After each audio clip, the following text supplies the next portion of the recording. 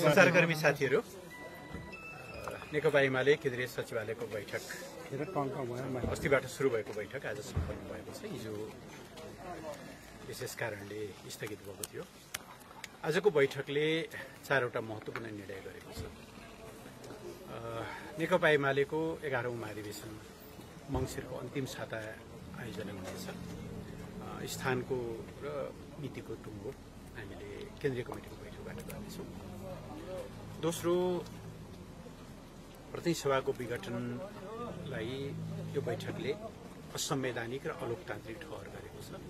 त्यसो भएर असंवैधानिक र अलोकतान्त्रिक ढङ्गले गरिएको प्रतिनिधि सभा विघटनलाई बदर गर्दै प्रतिनिधि सभा पुनर्स्थापना हुनुपर्छ भन्ने स्पष्ट माग बैठकले गरेको छ।